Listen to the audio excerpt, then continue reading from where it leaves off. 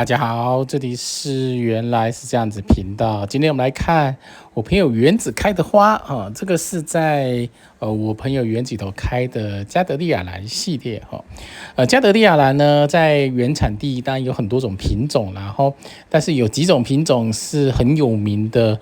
植株小小的，花很大的哈，然后并且在现在这个季节开，大部分就是在这个冬天的季节开哈。从11月份左右一直开持续的开哈，有些人会在11月多开，有些人会在1、2月开，不一定哈。然后但是它的植株大概就是小小的哈，花大大的哈。这一类型的有2种品种哈，一种就是我们现在所看到的这个走路人系列哈，那有一个就是我们叫 Walker 哈，所以叫走路人嘛哈。那还有另外一个就是 Nobilia 系列哈，这2个系列哈。那这2个系列呢是长得非常的像哈。那这一颗呢，我们看到现在的这一颗呢，就是走路人系列的其中一种哈。好，这一颗呢，你可以看它植株就像小小的哈，小小的植株，它花非常的大哈。这个特别这个形态的兰花就是长成这样子，有很小的花，有很小的植株，但是有很大的花哈，所以呢，其实它蛮吸引人的哈。这几年呢，因为比较不流行这一类型的兰花哈，所以它价格有些会比较便宜，你再用比较便宜的价格就可以捡到比较好的兰花哈。最近是在网络上到处都有这种兰花出现哈。那其实呢，我还蛮喜欢 Walker 系列走路人系列，虽然它现在价格没有像以前了哈，大概在20年前那个价格真的是有点贵的夸张哈，好的个体可以到上千上万的价格哈。那现在没有比较少这种很贵的个体了啊，现在都比较平价一些。那这一类型的走路人呢，大部分呢它的一个花梗哈，一个花梗来大概就是2朵花左右哈。不过呢这一颗其实有4朵花哈，一颗藏在后面哈，那表示它的基因非常的好哈，因为大部分的植株没办法开到这么多的花哈。开花数的多少，除了跟养分有关之外，还有一个就是它基因了哈。好，那这个呢花，你可以看到外面其实有一点点那个红色的颜色哈，所以算是还蛮特别，它不算是纯色的颜色哈。其实，在好几十年前，有一颗很有名的走路人系列哈，我们称为 Tokyo No.1 哈，东京1号。这几年其实都没有什么看到哈，所以你看到最近几年都没有看到这一颗叫东京1号的兰花哈。它也是走路人系列，然后很有名哈，白底红心哈。为什么听说它不是非常的好种哈？那是这一类型的走路人也有分好种跟不好种的哈。那像是这一颗呢，看起来应该是还 OK 啦哈，种起来是还 OK 哈。那其实我还是收了蛮多颗的走路人系列哈。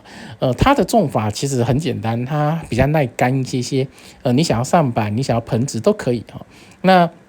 还是主要看你的环境决定。像我的环境呢，就是比较潮湿，所以我通常会用上板哈。如果用盆植的话，死亡率会加高哈，会黑掉，有时候会得病哈。那其实它需要强光哈，所以他喜欢的光线是中光以上的环境哈。你要让它开花，你的光线就要足够哈。如果通常不足够，就很有可能造成它的花开不出来哈。那这一颗的，反正它的这颗基因其实是非常的优良的，你可以看到花开得非常，第一个花径非常的大，它已经有4朵花哈，它的花径还可以这么大，就表示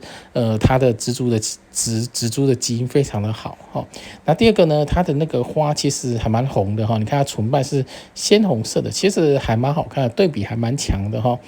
之前有很有名的东京1号，它就是花是白色的，然后唇瓣是红色，所以对比性非常非常的强哈。那这2年其实前阵子还有流行一个蓝色的系列哈，就是那个走路人蓝色系列。那每一段时间流行都不太一样哈，所以如果你想要收走路人系列，可以到处去走走晃晃看看哈。最近呢其实都是它开花季，所以会很多人把它的花丢出来哈，可能是不要的，可能觉得不是那么喜欢的。如果你觉得还 OK， 喜欢就可以收走哈，我觉得是 OK 的哈。那现在是卖有2种，一种是切芽哈，一种是整个整盆的啦哈。切芽的话，你回去可能还要再种个几年，它才会开花哈。那盆植的话，有一个优点就是回去可能它本来就是开花株，然后接着种就可以了哈。那这一类型的走路人系列，它会爬，或如果你把它种到板子上，它会攀来攀去哈，是它很大一个特点之一哈。它比较耐干哈，所以呢，其实相对而言，它浇水，像我上板，我 Nobilia 系列跟它很类似哈。上板还是可以还是可以长得不错。像今年我的 Nobilia 其实它来了2个花梗，那还没有开，过一阵子开的时候再介绍给大家看。好，我们来看另外一种兰花。好，这个是在台南花市有看到，对不对？这个是很特殊的兰花，你可以看起来长得像外星人一样兰花，之前有介绍过朴春兰系列，这一类系列兰花是有分成，它是雌雄异株这个不是同一颗花上面有花粉有胚珠的不是它是雌雄异株就是有公有母啦，我们说有公有母是少数的兰花中有公有母的大部分兰花都是雌雄同体雌雄同体就是这花上面有花粉也有胚珠的构造，但是在这个朴春兰这个系列以后，就是有公有母啦就是我们说的有那个花粉的，也有另外一颗是胚珠的所以它算是要异花授粉才会交配成功的这个比较有趣一点点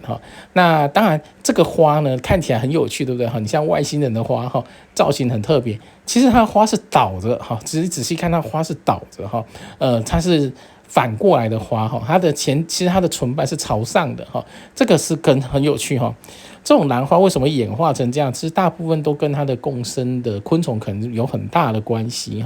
很多因素都是它的昆虫可能因为这个造型授粉成功，所以最后呢会留下这一类型的造型的兰花这个就是天择天然的选择下来的一种兰花那造型非常的特殊，很像外星人一样所以有人叫它妖精兰这个就是一个它的很特殊的称号之一那这2年比较多了，而且价格不会很贵所以有机会看到的话，也可以来看看也可以搜看其实我觉得还蛮有趣的，因为它呢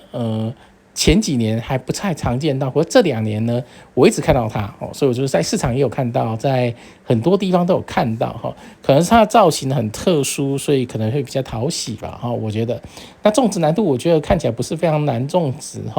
那这一类型的那个薄叶型的就是这种大叶型的兰花，通常都会建议说要注意它的红蜘蛛。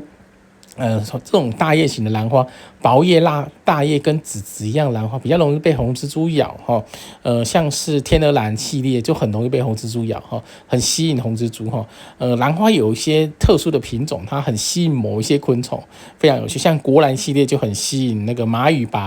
把一些像什么介壳虫都搬到它身上去这个是非常有趣的，这可能是某一些的共生现象之类的所以你会发现国兰系列蚂蚁很喜欢只要你都很多兰花中间摆一颗国兰你旁边的兰花都很安全这个是非常有趣，因为全部都去咬那一颗好，感谢收看，如果喜欢频道请记得订阅跟分享我们那我们下次见喽，拜拜。